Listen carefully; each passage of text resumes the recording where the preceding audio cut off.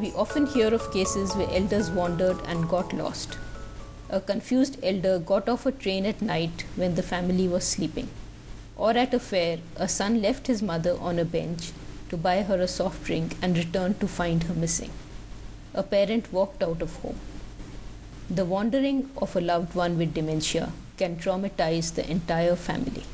Sometimes the person returns after a while or is brought back by an alert neighbor, but sometimes the person remains missing for days, weeks, months, even years, or is found injured or worse. Wandering is a common problem amongst people with dementia. Alzheimer's Association USA estimates that more than 60% of those with dementia will wander, and if a person is not found within 24 hours, up to half the individuals who wander will suffer serious injury or death. This video discusses wandering. It discusses some reasons that make dementia patients wander and provides some suggestions and approaches to tackle wandering. However, please note that every person with dementia is different and there is no foolproof way to understand why a person wanders and how to prevent it. A tip may work for one person one day and fail for that person the next day. It may work for one person but not another. Family members, given their knowledge of the person's likes and dislikes, past habits, childhood and youth, and so on, are in a position to think of creative solutions. But in spite of all their precautions, the patient may still wander, and they need to be prepared to search for the person. When we talk of wandering, here are some aspects to consider. Reduce the need to wander. People who step out of the home or the train or vanish into the crowd do so because they have some need. They don't want to get lost. Understanding the patient's need and the context of the patient's wandering enables family caregivers to come up with ways to reduce the wandering. Reduce the chances of exit. Wandering happens when a patient leaves a safe, familiar space. We can consider approaches to stop the person from leaving the home or compound. Be prepared for wandering. Howsoever alert we may remain, the patient could wander off someday. We need to be prepared for this possibility. Get them home safely as soon as possible. Use multiple ways to locate the patient and also make it easier for others to contact the family if they spot the patient. Reduce the need to wander. What sort of unmet needs could make a patient wander? Maybe Amma wants to go to the toilet or is hungry or thirsty. Maybe she wants to watch TV or she wants to have a relaxed, friendly chat with a family member or friend. Maybe she is uncomfortable, too hot, too cold, clothes too tight. She wants to change. She may be wanting to sit in the sun. General restlessness is another possible cause. Sometimes the patient is restless or frustrated or angry and starts pacing. Or maybe the patient needs fresh air and opens a door expecting a nice green garden. Some needs come from the patterns of their old lives, from what they used to do years ago. They are disoriented about where they are, which year, which city. A retired manager sees the clock or hears a bus or has just finished breakfast and remembers that he must rush to office. Or a voice in the corridor or a ring of the doorbell makes Amma think her friend has come to meet her. Or a vegetable seller calls out and she wants to buy tomatoes. Maybe the home looks unfamiliar because the patient is thinking of the past. Or the disorientation makes the room look somehow wrong and so the patient gets up to find a safe and familiar space. Or a temple she likes to visit or a park. Often patients just want to go home, but their image of home is a vague one from the past. The home she wants may be from another city years ago. We cannot understand all reasons that could make someone with dementia pace restlessly or get confused and open a door and step outside. We may not always know why a patient wants to climb a compound wall. But if we understand the common reasons why the patient wanders, that may help us reduce the chances of such wandering. For this, we can observe the patient before he or she tries to wander. Did he squirm? Maybe he wants to go to the bathroom or is constipated or physically uncomfortable. Did he look bored, angry, concerned, confused? When he got up, was his walk purposeful, like he knew what he wanted, or was it confused, as if he didn't know what he wanted or didn't know where to find it? Did he look up suddenly at a sound? Does he tend to wander at the same time every day? Was there a change in his routine that day or the previous day? For example, too many visitors, an outside trip, anything that could have disturbed or confused him. We can keep records for a few days to try and understand why the patient heads for the door. Look for connections, patterns, clues. As family members, we can use our knowledge of the patient's likes and dislikes, past habits, etc., to think of the likely needs and triggers. We can also ask the patient what he wanted, but he may not know or remember, and may get agitated if he feels probed, so we keep our questions gentle and don't insist on answers. Always check for medical reasons. Could the person be unwell or in pain, or needing new spectacles or hearing aid? A review of the medicines he is taking may also help. And how can we reduce the need to wander? Telling Papa not to wander does not solve the problem, because Papa was not wandering. He was trying to meet some need, and so he won't understand our explanations or will forget them. We can explain, but we cannot depend on that explanation to stop the wandering. Getting angry or upset at Papa does not help either. Our understanding of why a loved one wanders helps us make changes so that our loved one can fulfill a need without getting lost. Or maybe he or she remains peaceful and engaged and does not get restless enough to wander. Or maybe he or she can walk in a safe zone without getting hurt or lost. We can make home safer and easier for patients. Signs help. Even a simple arrow can make a difference. Good lighting helps. We can remove clutter. TVs confuse many patients because they cannot distinguish between make-believe and reality. Switch it off, move it to another room, or reduce the volume. Mirrors in bathrooms can frighten some patients. If Amma is looking for company, seat her at a place from where she can see other family members so that she doesn't need to walk around to locate you.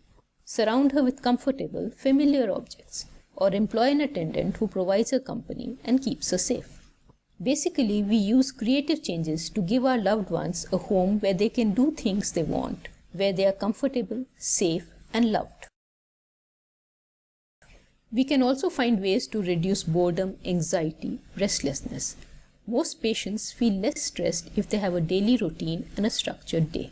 Enjoyment can be added through fun activities like games or simple jigsaws. Or give a patient a box of interesting objects to fiddle with, albums to see, etc. These reduce boredom and restlessness. Some patients enjoy tasks they consider useful, like shelling peas or sorting papers. Some love music. We must select an approach that works well for our patient. Relaxing together can also reduce restlessness. We can sit with them in the balcony and watch children play outside. Some patients like to pace, and all patients need physical exercise. So create safe zones at home where they can walk without feeling hemmed in, or take them out for a walk as part of their daily routine. Restlessness and pacing at night is a common problem. Night lights can reduce disorientation and chances of injury. Lock the doors at night.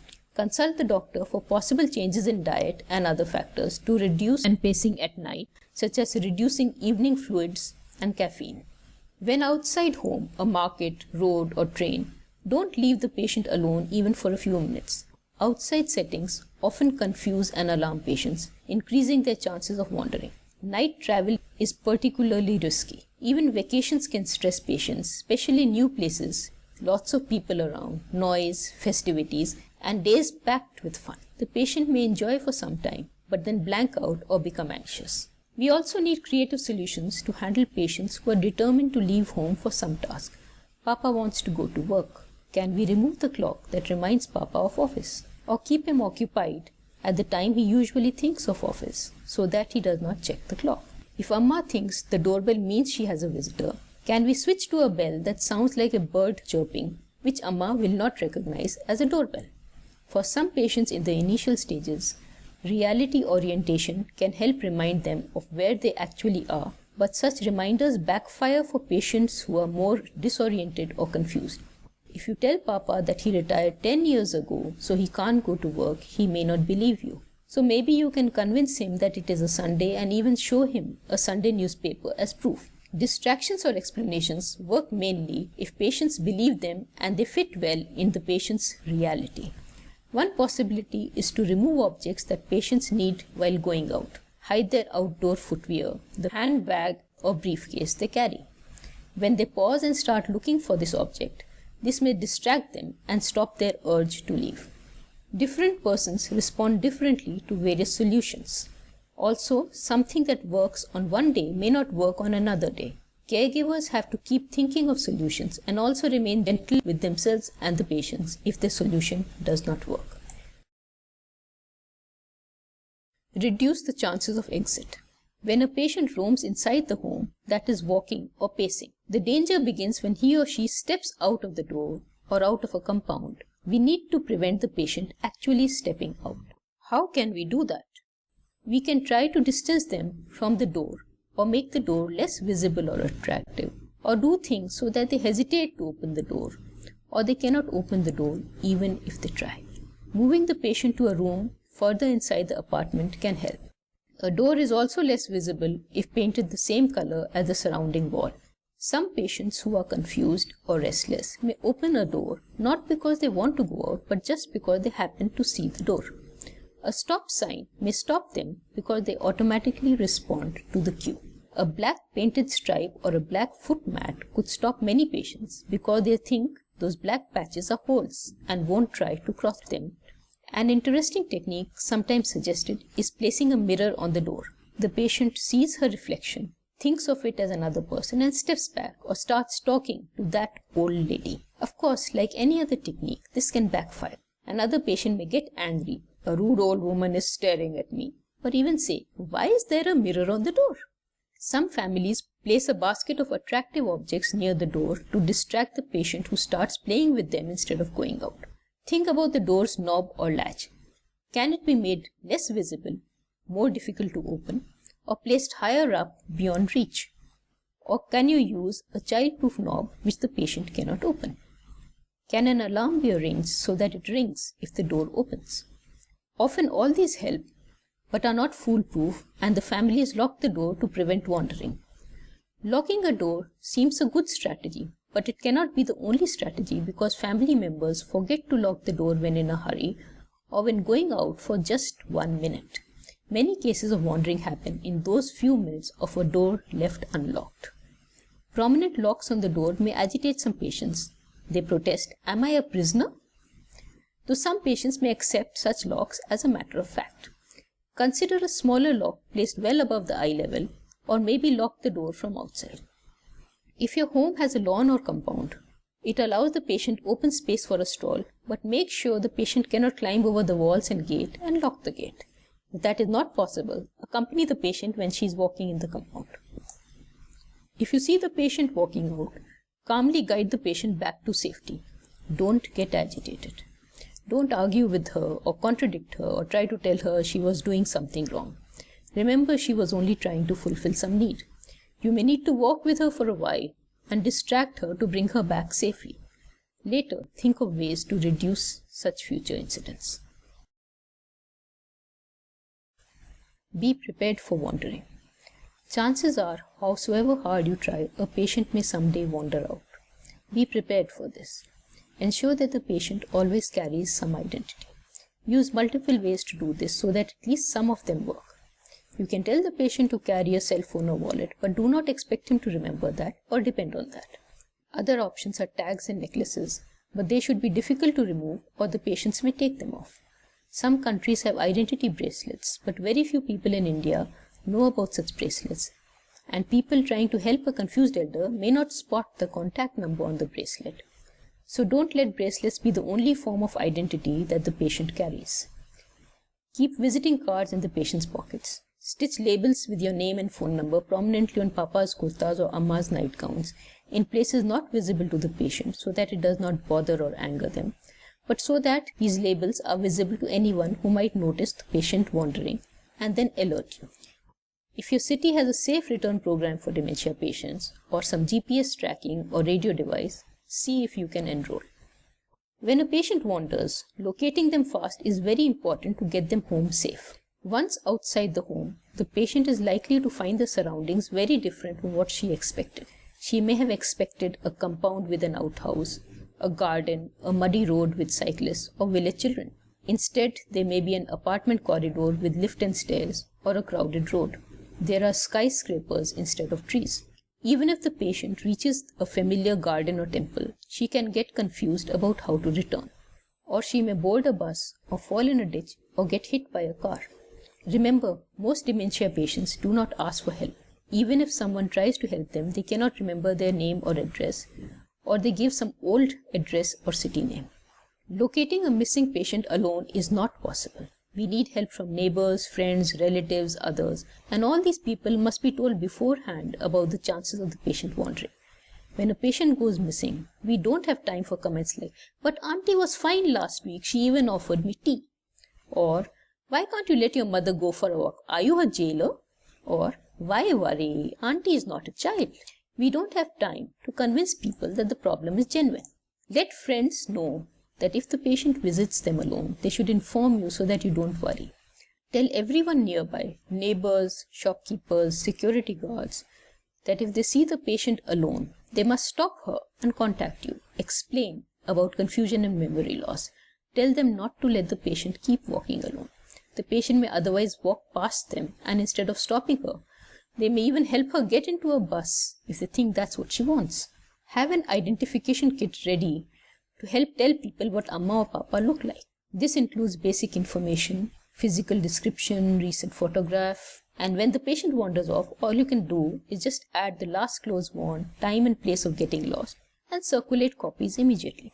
Keep important numbers handy, persons and organizations for help, police station, etc. Maybe even torches to hunt at night. Gather whatever you think you need so that you won't waste time collecting them when the person goes missing. Get them home safe and fast. Suppose Amma walks out. What then?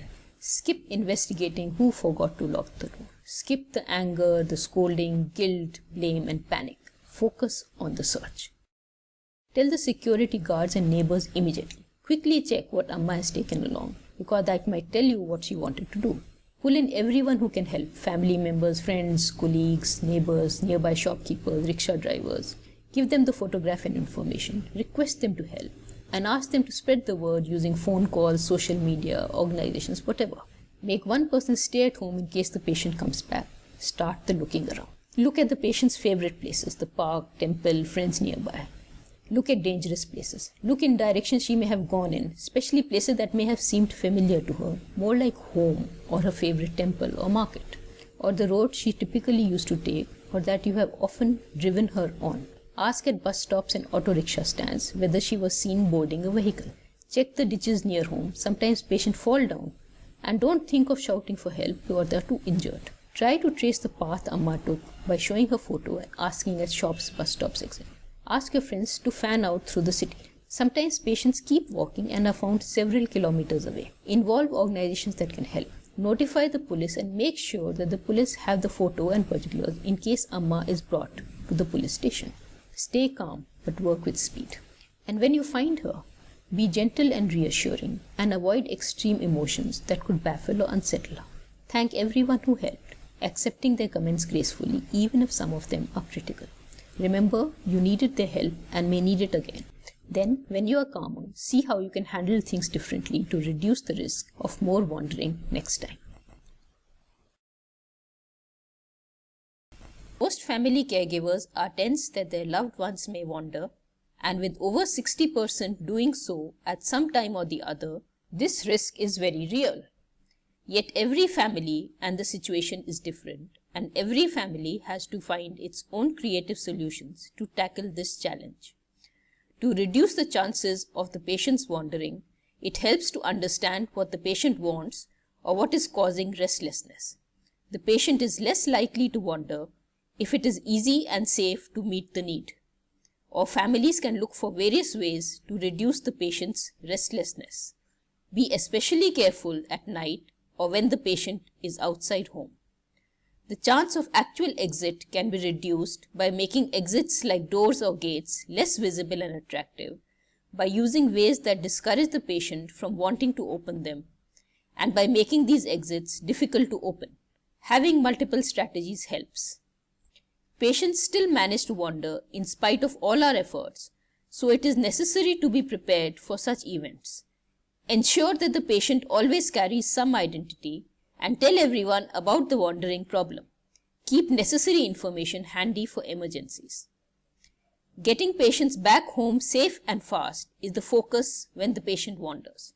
Tell everyone, ask everyone for help, spread the word, look everywhere. And when you find your loved one, be reassuring and gentle with them, while also thanking everyone you asked for help.